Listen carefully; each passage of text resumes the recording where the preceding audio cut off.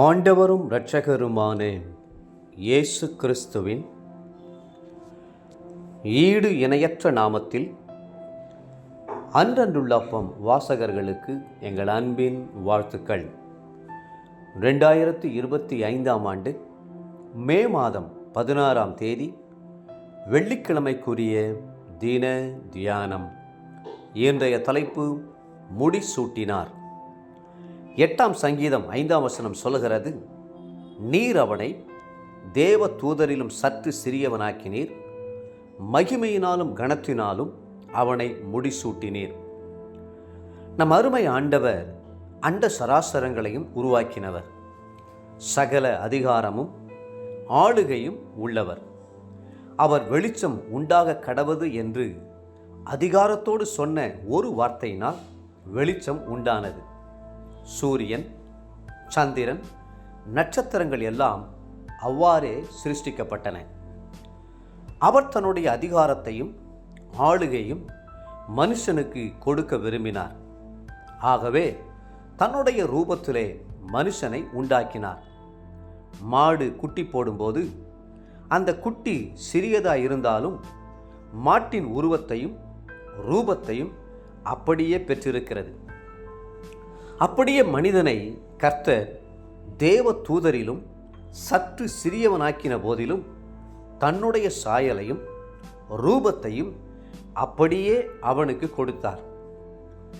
நீங்கள் பலுகி பெருகி பூமியை நிரப்பி அதை கீழ்ப்படுத்தி சமுத்திரத்தின் மச்சங்களையும் ஆகாயத்து பறவைகளையும் பூமியின் மேல் நடமாடுகிற சகல ஜீவ ஜந்துக்களையும் ஆண்டு கொள்ளுங்கள் என்று கர்த்தர் மனுக்குலத்துக்கு அதிகாரத்தை கொடுத்தார்.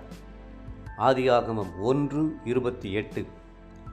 உம்முடைய கரத்தின் கிரியைகளின் மேல் நீர் அவனுக்கு ஆளுகை தந்து சகலத்தையும் அவனுடைய பாதங்களுக்கு கீழ்ப்படுத்தினீர் என்று சங்கீதக்காரரும் கூறுகிறார். 8ஆம் சங்கீதம் 6ஆம் வசனம். அந்தோ ஆதாமும் ஏவாளும் தங்களுக்கு கர்த்தர் கொடுத்த ஆளுகையின் மேன்மை என்ன, அதிகாரத்தின் மேன்மை என்ன, தங்களை குறித்து அவர் வைத்திருக்கிற எதிர்பார்ப்பின் மேன்மை என்ன என்பதையெல்லாம் அறியாமல் சாத்தானுடைய தந்திரத்தினால் வஞ்சிக்கப்பட்டு தங்களுடைய ஆளுகையும் அதிகாரத்தையும் சாத்தானுக்கு விற்று போட்டார்கள். சாத்தான் உலகத்தின் அதிபதியாய் மாறினான். ஆனாலும் மனிதன் மேல் ஆண்டவர் வைத்த அன்பு குறையவில்லை. மனுஷன் ஏதேனில் இழந்து போனதையெல்லாம் மீண்டும் அவனுக்கு தர வேண்டும் என்று விரும்பி கல்வாரி சிலுவையில் பாடுபட்டார். தன்னுடைய மரணத்தினால் மரணத்தின் அதிபதியான பிசாசை ஜெயித்தார். மரணத்துக்கும் பாதாளத்துக்கும் உரிய திறவுகோல்களை உடையவரானார். இன்று நமக்கு அந்த அதிகாரங்களையும் ஆளுகைகளையும் தருகிறார். கர்த்தர் உங்களுக்கு தருகிற அதிகாரத்தையும் ஆளுகையும் நோக்கி பாருங்கள். பரலோக ராஜ்யத்தின் திறவுகோல்களை நான் உனக்கு தருவேன். பூலோகத்திலே நீ கட்டுகிறது எதுவோ அது பரலோகத்திலும் கட்டப்பட்டிருக்கும்.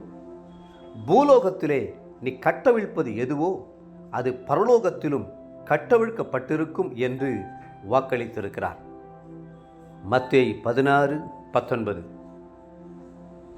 தேவ பிள்ளைகளே, நாம் ஆராதிக்கிற தேவன் எவ்வளவு வல்லமை உள்ளவர், எவ்வளவு பெரியவர், எவ்வளவு மகத்துவம் உள்ளவர் என்பதை முதலாவது நீங்கள் அறிந்து கொள்ள வேண்டும். இரண்டாவதாக, தேவன் நமக்காக வைத்திருக்கிற சுதந்திரங்கள் என்ன, ஆளுகைகள் என்ன, அதிகாரங்கள் என்ன, வல்லமைகள் என்ன என்பதையும் அறிந்து கொள்ள வேண்டும். அப்பொழுதுதான் நீங்கள் வெற்றியுள்ள வாழ்க்கை வாழ முடியும். இன்றைய நினைவிற்கு மத்தேயு 28:18. இயேசு சமீபத்தில் வந்து அவர்களை நோக்கி, வானத்திலும் பூமியிலும் சகல அதிகாரமும் எனக்கு கொடுக்கப்பட்டிருக்கிறது என்றார். இன்றைய வேத வாசிப்பு காலை 2 ராஜாக்கள் 24 மற்றும் 25ஆம் அதிகாரங்கள். மாலை யோவான் 5ஆம் அதிகாரம் 1 24 வசனம் முடிய. அன்புக்குரிய அன்றனுள்ளப்பம் வாசகர்களே, மீண்டும் உங்களை வாழ்த்துகிறோம்.